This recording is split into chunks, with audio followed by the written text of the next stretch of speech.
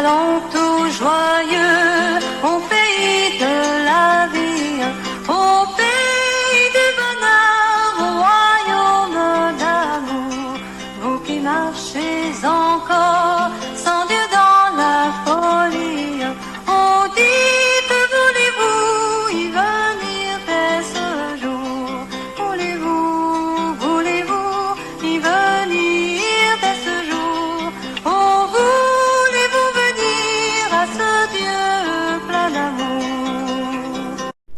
Quand je suis dans la crainte, en toi je me confie. Je me glorifierai en Dieu en sa parole. Je me confie en Dieu, je ne crains rien. Que peuvent me faire des hommes? Nous trouvons ces paroles dans le livre des Psaumes, au chapitre 56, les versets 4 et 5. Bonjour, bonjour mes amis, comment allez-vous en ce 4e jour de la semaine? J'espère que vous allez bien et que vous êtes prêts à découvrir notre histoire biblique de la semaine.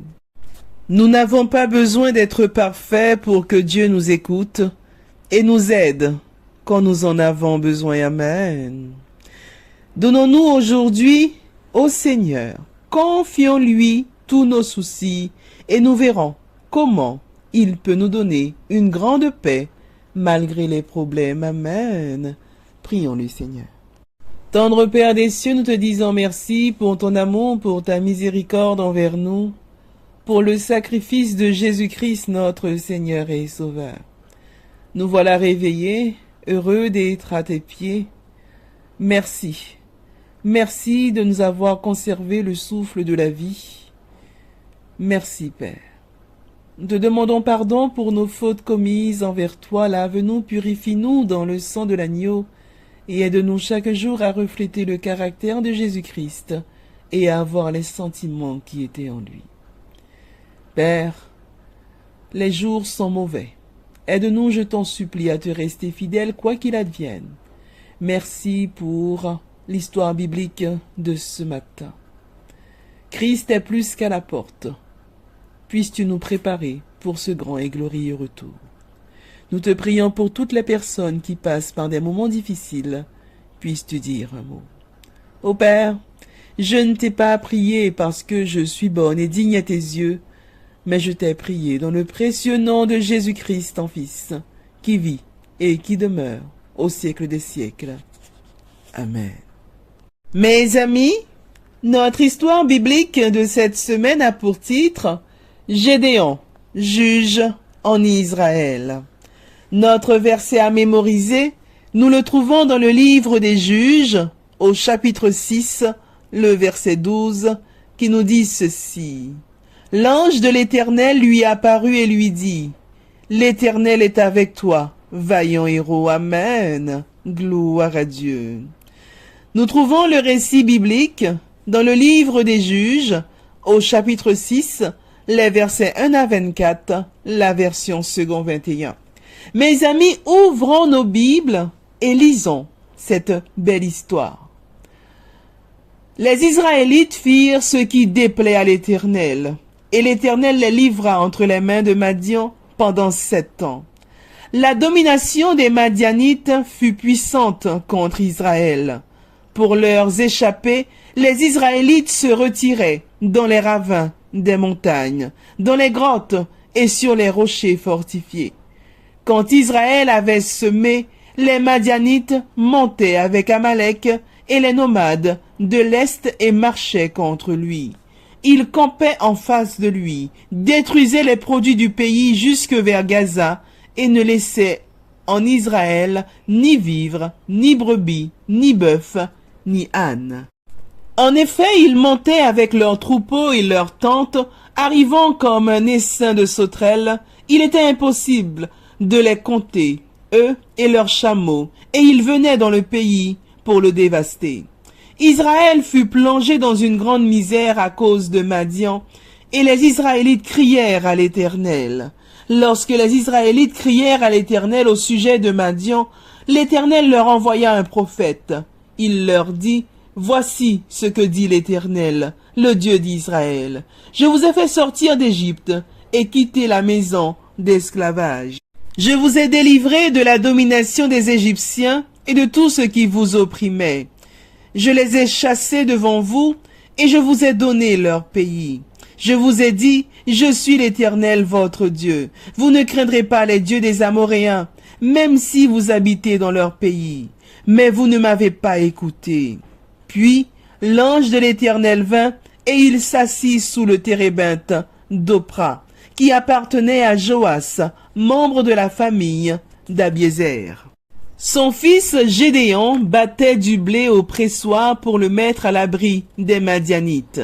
L'ange de l'Éternel lui apparut et lui dit, « L'Éternel est avec toi, vaillant héros. » Amen. Gédéon lui dit, « Ah, mon Seigneur, si l'Éternel est avec nous, pourquoi tout cela nous est-il arrivé? Où sont tous ces actes merveilleux, ceux que nos pères nous racontent quand ils disent, « L'Éternel ne nous a-t-il pas fait sortir d'Égypte? Maintenant l'Éternel nous abandonne et nous livre entre les mains de Madian. » L'Éternel se tourna vers lui et dit, « Va, avec la force que tu as, et délivre Israël de l'oppression de Madian. N'est-ce pas moi qui t'envoie? » Gédéon lui dit, « Ah, mon Seigneur, avec quoi délivrerai-je Israël? Mon clan est plus faible de Manassé, et je suis le plus petit dans la famille de mon père. » L'Éternel répondit, « Mais je serai avec toi, et tu battras les Madianites comme s'il s'agissait d'un seul homme. » Gédéon lui dit, « Si j'ai trouvé grâce à tes yeux, donne-moi un signe pour montrer que c'est bien toi qui me parles.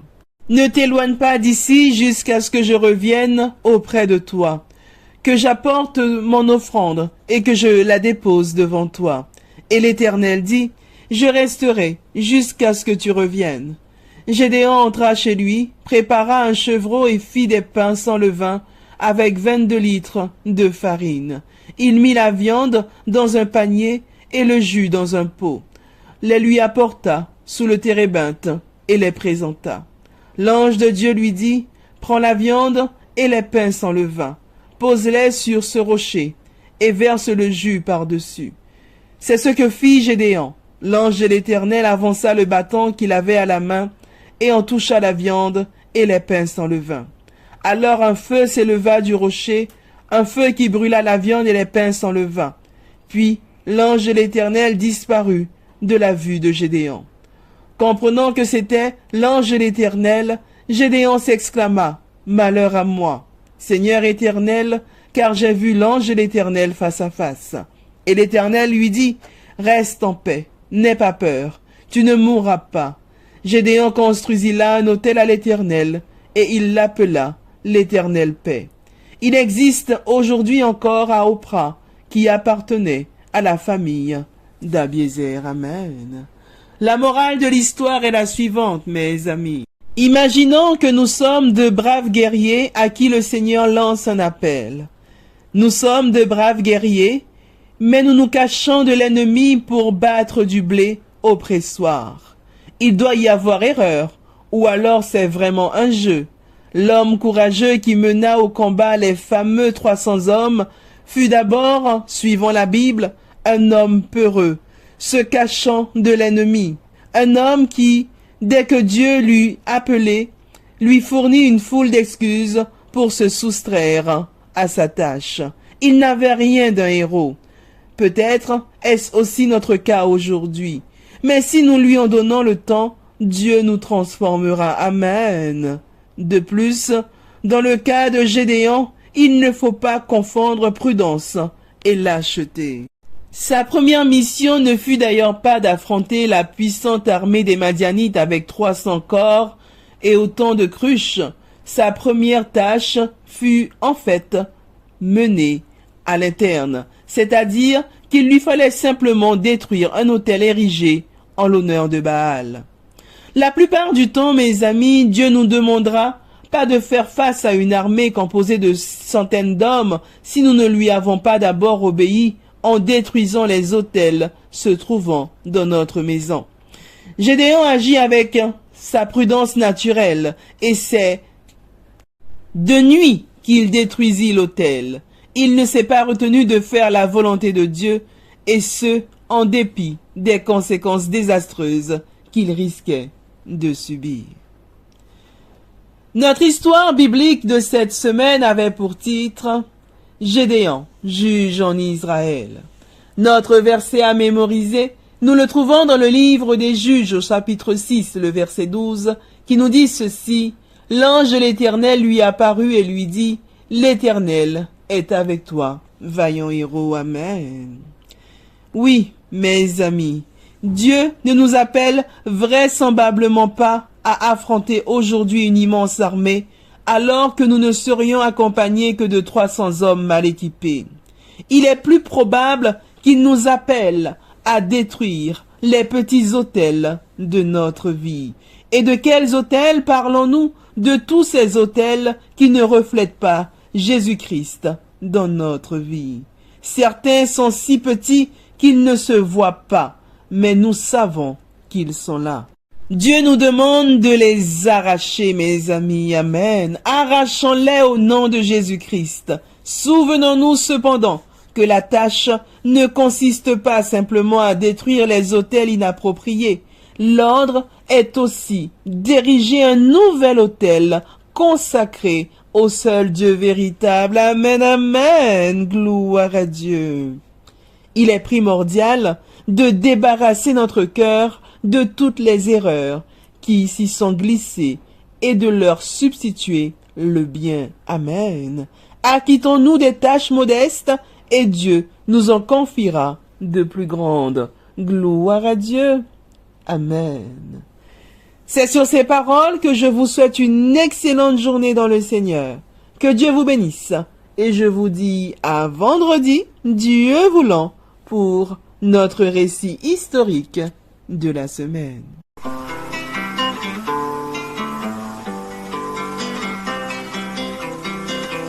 Nous allons tout joyeux, on fait